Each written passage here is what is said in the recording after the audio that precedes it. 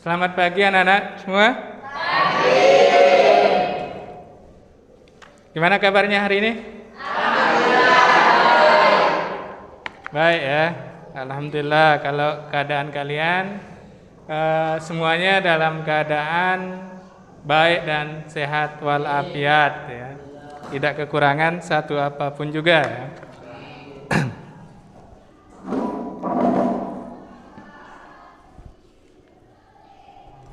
Semua hadir? Ya, jadi sebelum kita mulai belajar ya, agar apa yang kita niatkan dalam kegiatan proses belajar dan mengajar pada pagi hari ini mendapatkan ridho dari Allah Subhanahu wa taala, terlebih dahulu mari kita awali dengan sama-sama berdoa ya. Nah, nanti untuk doanya Pak Guru minta ketua kelas untuk memimpin teman-temannya berdoa ya. Silakan ketua kelas pimpin temannya berdoa. Mulai pelajaran kita pada pagi hari ini, marilah kita sama-sama berdoa. Berdoa mulai.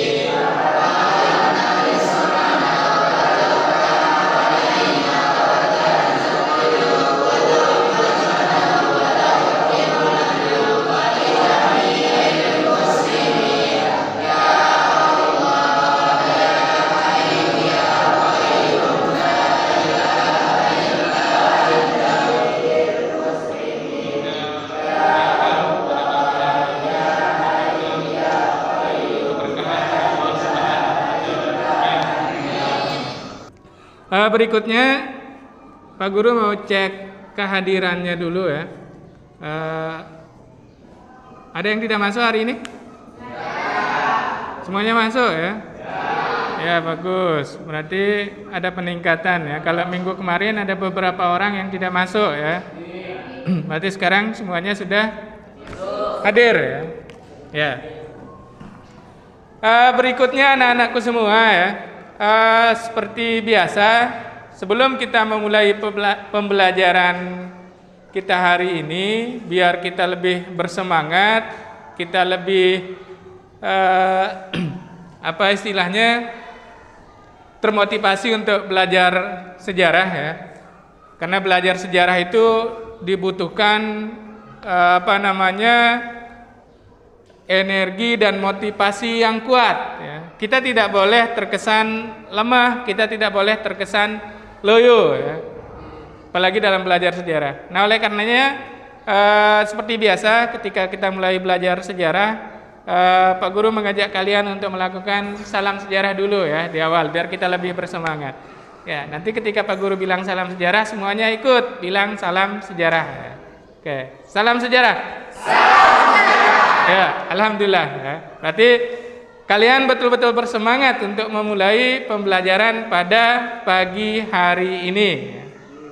Nah, sebelum kita mulai ke materi kita ya, Pak Guru akan kilas balik sedikit tentang materi yang sudah kita pelajari pada pertemuan sebelumnya ya, sebelum kita masuk ke pelajaran inti. Nah, pada pagi hari ini kita akan masuk ke KD 3.2 ya. Materinya tentang strategi perlawanan bangsa Indonesia terhadap bangsa-bangsa Eropa. Nah, subtema kita pada pagi hari ini adalah perlawanan bangsa Indonesia terhadap Portugis. Terhadap Portugis ya. Terhadap Portugis sekarang subtemanya. Nah, Tapi sebelum itu kemarin kita sudah membahas KD 3.1. Ada yang masih ingat materi pembelajaran kita pada minggu sebelumnya? Siapa? Ya, lalu Andika. Pada minggu sebelumnya kita membahas tentang apa? Tentang kolonialisme dan imperialisme. Ya, kolonialisme dan imperialisme. Tepatnya seperti apa, Lukmanul Hakim? Tepatnya materi kita minggu kemarin tentang apa? Bisa diperjelas? Yang minggu kemarin. Siapa yang masih ingat pelajaran minggu kemarin?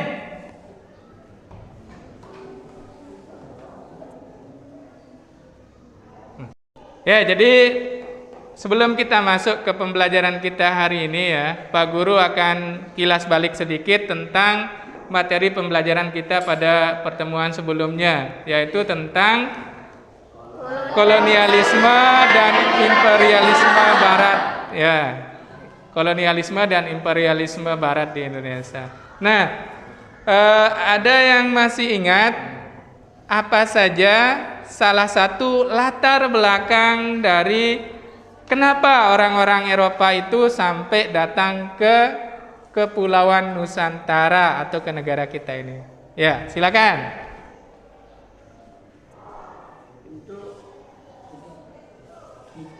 Ya, silakan. Dari gold, gospel, dan glory.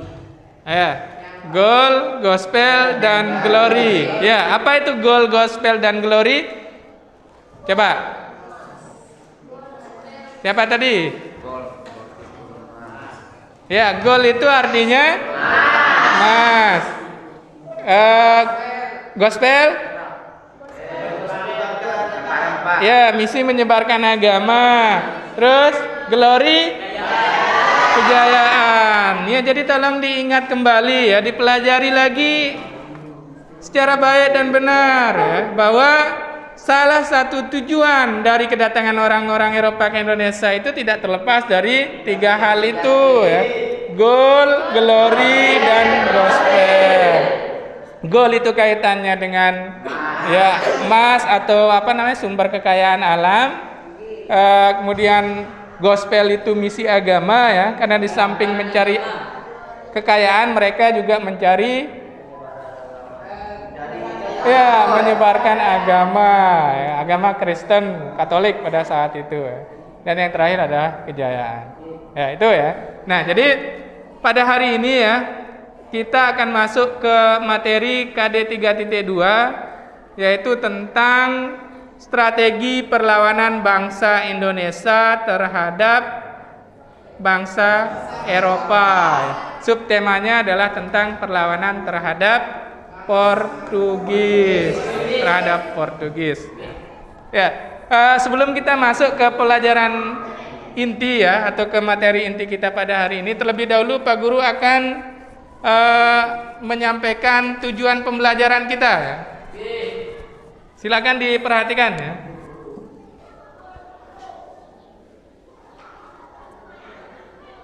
Ya, KD ya, atau kompetensi dasar dari materi kita hari ini adalah menganalisis strategi perlawanan bangsa Indonesia terhadap penjajahan bangsa Eropa, Portugis, Spanyol, Belanda, Inggris sampai dengan abad ke-20 ya. Nah, indikatornya. Jadi setelah tadi kalian melihat kompetensi dasarnya, ini adalah indikatornya. Indikator itu adalah yang menjadi tujuan dari pembelajaran kita pada hari ini ya, atau yang akan menjadi capaian dari pembelajaran kita. Ya, menganalisis perjuangan bangsa Indonesia di berbagai daerah dalam melawan kolonialisme dan imperialisme barat di Indonesia. Kemudian yang kedua, membandingkan perbedaan perjuangan bangsa Indonesia pada abad ke-20 dan sebelum abad ke-20. Kemudian yang ketiga, membuat review tentang perjuangan bangsa Indonesia ya, Ya, nanti di situ akan ada penugasan ya yang akan kalian kerjakan. Nah, ini dia tujuan pembelajaran kita pada pagi hari ini ya. Tujuannya yang pertama menganalisis dan membandingkan perjuangan bangsa Indonesia di berbagai daerah dalam melawan kolonialisme dan imperialisme barat di Indonesia pada abad ke-20 dan sebelum abad ke-20 ya. Kemudian membuat review tentang perjuangan bangsa Indonesia di berbagai daerah dalam melawan kolonialisme dan imperialisme barat di Indonesia. Ya, ini tujuan pembelajarannya. Nah, ini adalah model pembelajaran. Model pembelajaran yang akan kita laksanakan pada pagi hari ini, atau model pembelajaran yang akan kita gunakan. Kita menggunakan model pembelajaran PBL. Tahu itu PBL? Ya, problem based learning ya, atau pembelajaran yang dimana kalian itu dihadapkan pada permasalahan-permasalahan. Nah, permasalahan-permasalahan itulah yang nanti kalian akan cari pemecahan masalahnya. Ya, dalam hal ini nanti langkah-langkah kerja yang harus kalian lakukan adalah melalui kerja kelompok, mengerjakan LKPD dan sebagainya. Itu yang akan kalian kerjakan. Bisa dibaca ya di situ. Oke. Berikutnya ya.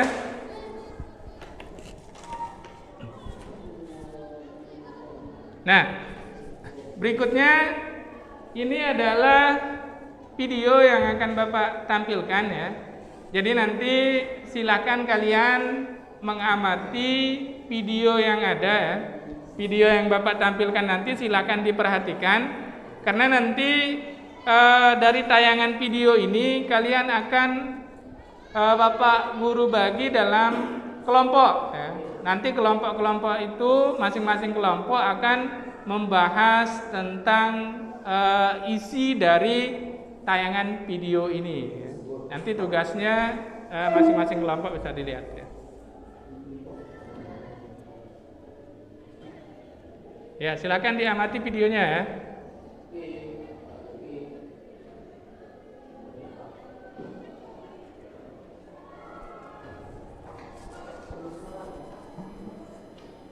Halo, salam sejarah. Bertemu kita kembali dalam materi pembelajaran sejarah kita dalam materi perlawanan terhadap Portugis. Materi ini kita akan bahas tentang perlawanan rakyat Ternate, perlawanan dari Kesultanan Demak, dan perlawanan Aceh terhadap Portugis.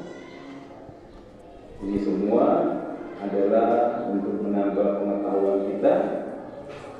Kita harus ingat, dari semua hal, pengetahuan adalah yang paling baik, karena tidak pernah tanggung jawab. Bersama saya, Charles Dihombi, khusus tentang Portugis. Sultan Babula mengusir Portugis dari Ternate, kemudian Demak melalui Patius itu menyerang Portugis di Malaka, kemudian Fatahillah berhasil menguasai daerah atau pelabuhan Sunda Kelapa. Kemudian yang terakhir kita akan membahas tentang perlawanan atau serangan Aceh ke Malaka melalui serangan Sultan Iskandar Muda. Mengapa muncul perlawanan terhadap Portugis atau terhadap bangsa Eropa? Di sini saya berikan ada 3 penyebab perlawanan tersebut. Yang pertama dan yang utama adalah karena bangsa Eropa melakukan monopoli perdagangan. Monopoli perdagangan ini artinya bahwa bangsa Eropa mengambil alih atau melakukan menguasai sendiri perdagangan rempah-rempah yang selama ini dilakukan atau dikerjakan dengan baik oleh penguasa setempat. Dengan adanya monopoli perdagangan yang dilakukan oleh bangsa Eropa, maka hal ini otomatis mengurangi penghasilan dari penguasa-penguasa atau raja setempat, hingga muncul perlawanan. Penyebab perlawanan berikutnya adalah intervensi atau campur tangan bangsa Eropa terhadap urusan dalam negeri atau urusan internal suatu wilayah atau suatu kerajaan. Nah, bayangkan kalau ada yang ngurusin atau usil terhadap keluargamu, bagaimana tas? Penyebab perlawanan yang berikutnya adalah motivasi agama. Motivasi agama ini artinya bahwa adanya suatu perasaan untuk mengobarkan perlawanan karena bangsa Eropa dianggap menyebarkan agama dengan cara memaksa. Padahal pada saat itu sudah berkembang agama Islam.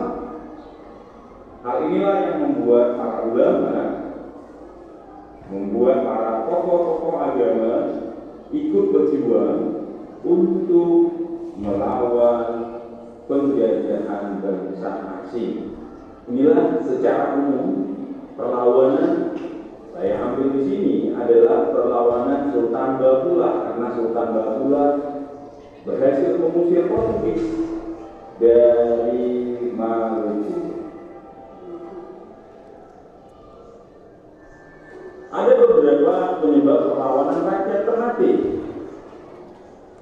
Penyebab pertama adalah bangsa Portugis yang datang ke Maluku atau ke Ternate melakukan monopoli perdagangan rempah-rempah. Artinya Portugis ingin menjadi penguasa, ingin menjadi penentu, ingin membuat standar sendiri, sehingga para pedagang, petani, penguasa yang ada di daerah Ternate menjadi tidak senang dengan monopoli tersebut karena keuntungannya berkurang. Ya, bisa dicatat juga. Penyebab rakyat Ternate melawan Portugis karena adanya intervensi campur tangan. Campur tangan ini kalau kita lihat adalah cara Portugis mendukung tokoh-tokoh yang memang bisa dia manfaatkan untuk kepentingannya. Tentu ini sangat bertentangan karena rasa superior, sehingga penyebab perlawanan rakyat Ternate yang nanti secara gamblang nanti melakukan tipu muslihat. Dengan cara apa? Diundanglah Sultan Hairun untuk datang ke bentengnya Portugis, dan setelah sampai di benteng Portugis, Sultan Hairun dijebak dan dibunuh. Kelakuan atau tindakan dari Portugis ini semakin memicu perlawanan rakyat Ternate. Anak Sultan Hairun, yaitu Sultan Bakulah, sebagai pengganti Sultan Hairun, melakukan perlawanan dengan sengit. Sultan Bakulah. Kita beralih ke Demak. Demak pernah melakukan perlawanan terhadap Portugis. Bahkan Patih Yunus pernah menyerang Portugis ke Malaka. Ada beberapa alasan Demak menyerang Malaka. Yang pertama, Malaka itu adalah jalur perdagangan yang sangat ramai, sehingga Demak ingin menguasai jalur perdagangan tersebut. Persiapan untuk menyerang Portugis di Malaka dilakukan dengan sangat baik, sehingga tahun 1500 1413 dilakukanlah penyerangan terhadap Malaka untuk menghancurkan Portugis. Dengan terutama maka Demak ingin menunjukkan kekuatan soul of power. Kitab ini maksudnya adalah diri kerajaan Demak. Tindakan Patiunus menyerang Portugis di Malaka ini membuat beliau dikenal sebagai Pangeran Sabrang Lor. Pangeran Sabrang Lor itu artinya bahwa pangeran yang menyeberang ke utara karena menyerang Portugis di Malaka. Penyerangan ini tidak berhasil, tetapi penyerangan ini menunjukkan bahwa Demak punya kekuatan dan mutlak menyerang Sunda Kelapa. Sunda Kelapa ini ya Portugis dan kerajaan Pajajaran. Nah, buatan Demak yang ke Sunda Kelapa, Fatahillah dibantu pedagang-pedagang Islam itu melakukan aktivitasnya di Aceh. Alasan yang lain adalah bahwa Portugis sering mengganggu bahkan membuat kerugian pedagang-pedagang Islam yang juga pedagang-pedagang Aceh, dan ini membuat Aceh menyiapkan bagaimana caranya agar Portugis tidak lagi mengganggu pedagang-pedagang Islam atau pedagang-pedagang Aceh. Ditambah nanti bahwa Portugis pernah ingin menguasai Aceh. Alasan lain adalah sulit ada cengkraman kekuasaan Portugis. Alasan inilah yang membuat Sultan Iskandar Muda mempersiapkan penyerangan tersebut. Bahkan beliau mendapat bantuan dari Turki dari segi persenjataan dan dari SDM. Bahkan Turki mengirimkan panglima-panglima perang untuk melatih rakyat Aceh, tentara Aceh itu.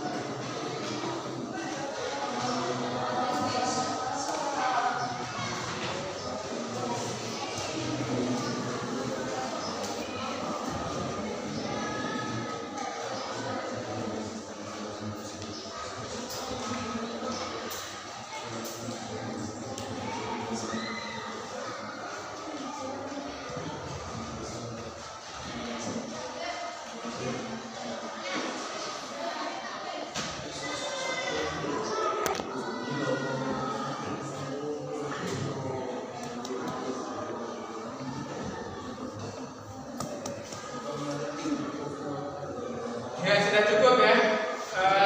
10 menit, 15 menit sudah berlalu. Jadi silakan masing-masing kelompok untuk mempresentasikan hasil diskusinya di depan. Kelompok silakan, sudah siap? Silakan, kelompok 1 sudah siap? Silakan. Silakan maju ke depan.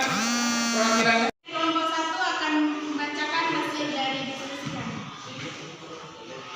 Perlawanan rakyat tanah Lencong Aceh.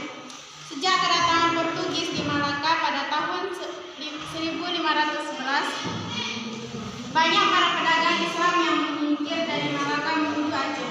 Dengan demikian, perdagangan di Aceh berkembang begitu pesat.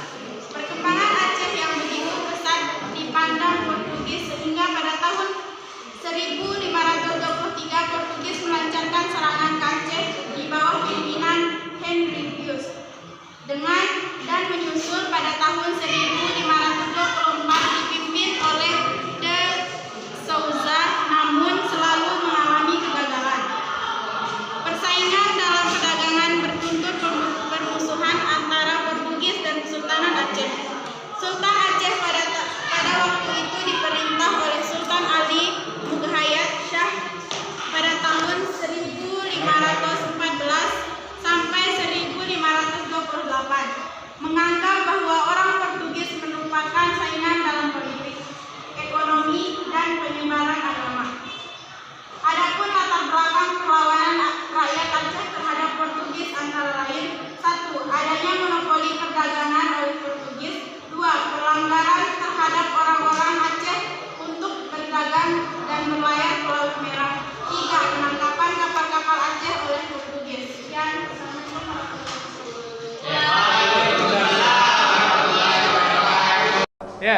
Itu tadi pemaparan dari kelompok 1 kaitannya dengan perlawanan rakyat Aceh terhadap Portugis.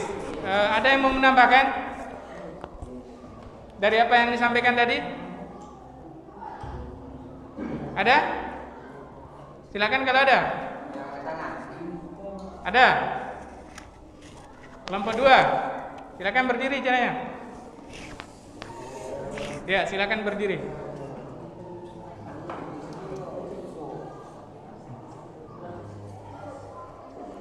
Silakan.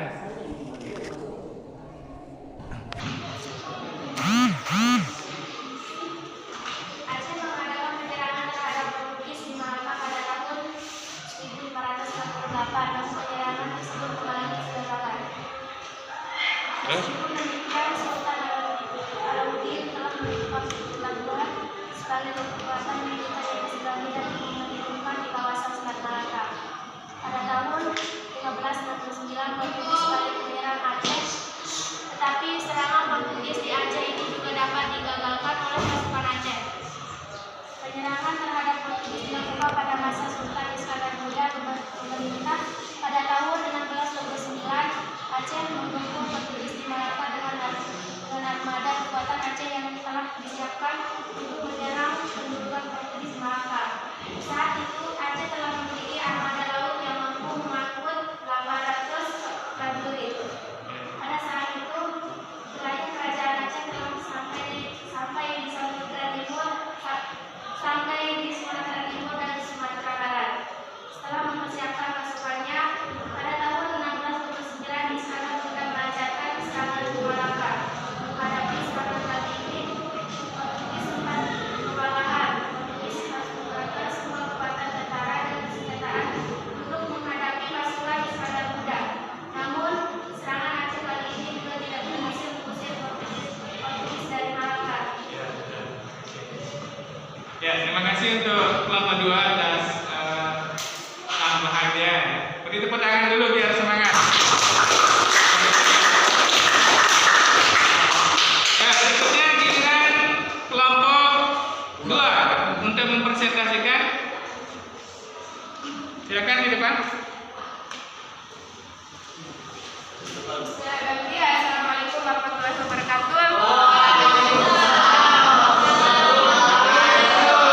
Saya dari perwakilan kelompok 2 akan mempresentasikan hasil diskusi dari kelompok kami tentang perlawanan rakyat Ternate. Perlawanan rakyat Ternate ini terjadi karena sebab-sebab berikut. Yang pertama, Portugis melakukan monopoli perdagangan. Yang kedua, Portugis ikut campur tangan dalam pemerintahan. Yang ketiga, Portugis membenci pemeluk agama Islam karena tidak sepaham dengan mereka. Yang keempat, Portugis sewenang-wenang terhadap rakyat. Yang kelima, keserakahan dan kesombongan bangsa Portugis. Berdasarkan faktor-faktor tersebut, maka hendak Portugis ditolak oleh Raja Ternate. Rakyat Ternate dipimpin oleh Sultan Hairun bersatu dengan Tidore melawan Portugis, sehingga Portugis dapat didesak. Perlawanan rakyat Maluku membuat Portugis terdesak dan meminta bantuan dari Malaka. Bala bantuan pun segera datang dari Malaka yang dipimpin oleh Antonio Galvão. Pasukan ini berhasil mengalahkan Ternate, sehingga Antonio Galvão berkuasa di Maluku selama 4 tahun. Di bawah kepemimpinan Antonio Galvão, Portugis dapat bersahabat dengan rakyat Maluku. Namun, setelah Galvão digantikan oleh penguasa lain, nafsu serakah Portugis muncul lagi dan semakin ganas. Portugis memaksa Sultan Ternate, yaitu Sultan Hairun, untuk menerima kekuasaan Portugis dan hanya menjual putih dan pala kepada Portugis. Ketika Sultan Hairun akan membicarakan masalah perdagangan dengan Portugis ini, beliau dibunuh secara licik. Rakyat Maluku tidak tinggal diam. Perlawanan kembali berkobar dipimpin oleh Sultan Hairun. Pada tahun 1565, Portugis makin terdesak dan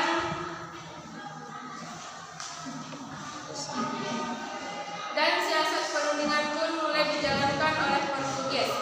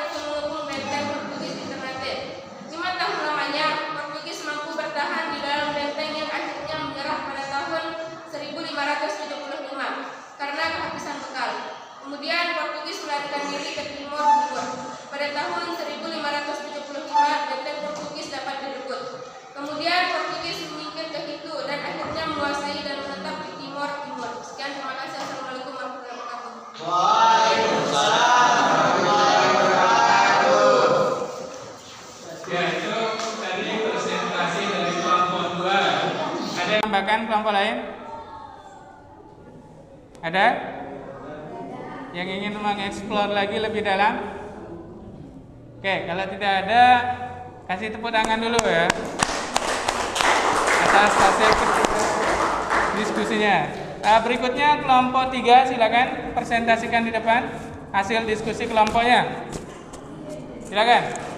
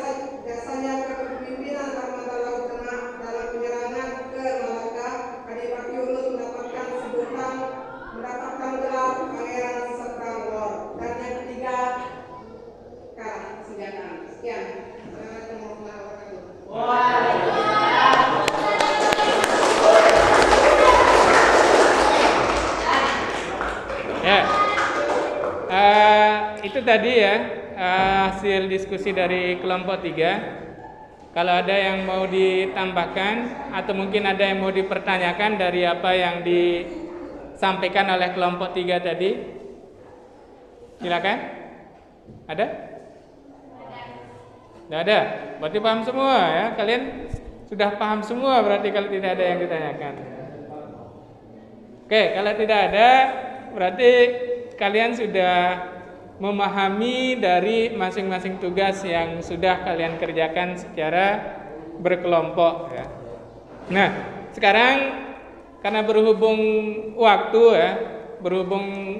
waktu yang sudah sebentar lagi ya, kita akan mau selesai. Nah, sebelum kita menyelesaikan pembelajaran pada hari ini ya, Pak Guru persilahkan bagi masing-masing kelompok atau bagi siapa yang bisa untuk menyimpulkan dari materi kita hari ini. Siapa yang mau menyimpulkan dari materi kita hari ini? Ya, silakan sebutkan nama. Berdiri caranya ya. Silakan. Assalamualaikum warahmatullahi wabarakatuh. Waalaikumsalam. Berdasarkan hasil diskusi kami, kesimpulannya adalah perlawanan terhadap bangsa Portugis tidak sadi karena keserakahan mereka dan monopoli perdagangan yang terjadi di beberapa daerah seperti Aceh dan Maluku. Ya, terima kasih ya atas kesimpulan yang diberikan. Ada lagi yang mau menambahkan kesimpulan dari materi kita hari ini? Ya, Fikri silakan. Hadap sini ya biar semuanya lihat ya. Ya. Assalamualaikum warahmatullahi wabarakatuh. Berdasarkan hasil diskusi kami, kesimpulannya perlawanan terhadap bangsa Portugis juga disebabkan oleh beberapa hal seperti Portugis berusaha memperluas daerah kekuasaannya dengan cara menaklukkan banyak kerajaan di Indonesia seperti Kerajaan Aceh, Demak, Ternate, dan sebagainya. Itu aja? Itu aja. Ya, terima kasih ya. Oke, itu dia tadi ya beberapa kesimpulan yang disampaikan tentang materi kita hari ini ya. Tentang materi kita hari ini. Pak Guru tambahkan ya. Dari apa yang disampaikan tadi tentang kesimpulan pada materi hari ini ya, di samping monopoli perdagangan yang dilakukan oleh Portugis ya di Indonesia, yang kedua Portugis selalu terkesan ikut campur di dalam urusan pemerintahan dalam negeri kerajaan-kerajaan yang ada. Nah, itu yang menjadi penyebab, salah satu penyebab kenapa kesultanan maupun kerajaan-kerajaan yang ada itu melakukan perlawanan atau angkat senjata melawan Portugis. Tapi kenapa perlawanan-perlawanan yang dilakukan baik oleh Aceh, Demak maupun Ternate itu terkesan sering mengalami kegagalan? Nah, karena pola perlawanan yang dilakukan oleh masyarakat pada saat itu atau kerajaan-kerajaan pada saat itu masih berskala lokal, sifatnya lokal, belum terorganisir secara baik, belum bersifat nasional. Jadi hanya mengandalkan leadership atau sosok kepemimpinan dan alat seadanya. Kalau pemimpinnya ditangkap, berarti otomatis perlawanan itu akan menjadi the end atau selesai. Nah, itu kesimpulan yang bisa Pak Guru tambahkan untuk materi kita pada hari ini tentang perlawanan terhadap Portugis. Ya, berikutnya kita akan merefleksikan dari materi yang sudah kita bahas pada pertemuan pagi hari ini. Coba Pak Guru tanya sekarang, silakan dijawab ya. Apa manfaat positif dari pembelajaran kita hari ini?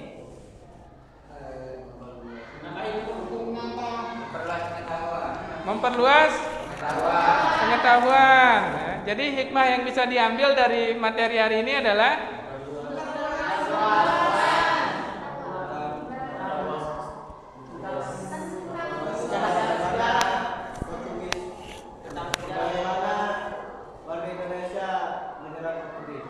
ya, tentang bagaimana seharusnya kita bersikap untuk melawan Portugis. Ya, karena kalau kita bersatu, kita pasti akan mencapai kesuksesan. Kalau kita tidak bersatu, berarti kita tidak akan pernah mencapai kemenangan. Ya, terima kasih ya. Nah, sekarang sebagai bentuk evaluasi ya, Pak Guru sudah menyiapkan soal formatif yang harus kalian jawab ya. Ini Pak Guru akan bagikan soalnya, silakan dijawab ya. Ya.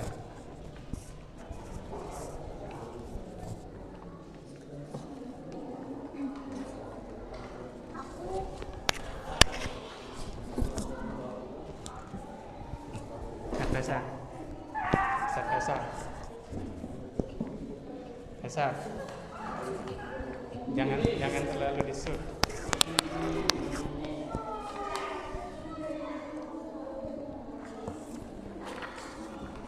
Ya.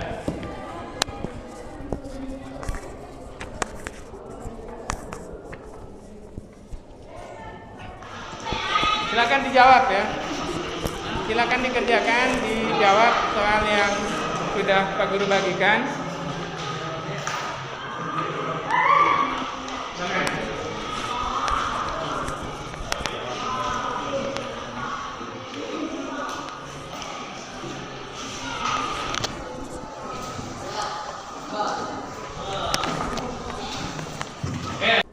Ya, baiklah anak-anak semua, karena waktu kita sudah habis ya, waktu yang mempertemukan, waktu juga yang harus memisahkan kita. Tapi bukan berarti berpisah untuk selama-lamanya. Karena minggu depan kita akan bertemu kembali dalam tema yang hampir sama dengan hari ini, cuma dalam KD yang berbeda. Minggu depan kita akan membahas tentang KD 3.3, yaitu dampak penjajahan bangsa Eropa terhadap Indonesia. Dampak penjajahan Portugis sampai dengan Belanda tentunya. Nah, itu yang akan kita bahas. Nah, sebagai tugas di rumah nanti ya, nanti silakan kalian membuat semacam resume ya, buat resume tentang dampak-dampak penjajahan dari negara-negara tersebut, baik itu dampak positif maupun dampak negatifnya. Paham ya? Nah, silakan kalian buat nanti di rumah. Tujuannya apa? Ya biar nanti ketika kita belajar tentang materi itu, kalian sudah siap semuanya tentang itu, karena kalian sudah mempelajarinya terlebih dahulu. Ya, itu sebagai tugas di rumah. Silakan nanti masing-masing kalian itu mengerjakan tugasnya. Jangan sampai tidak mengerjakan. Ya, dikumpulkan minggu depan. Awas kalau ada yang tidak mengumpulkan ya. Bukan mengancam, tapi itu sebagai bentuk tanggung jawab kalian sebagai seorang peserta didik. Oke, itu saja.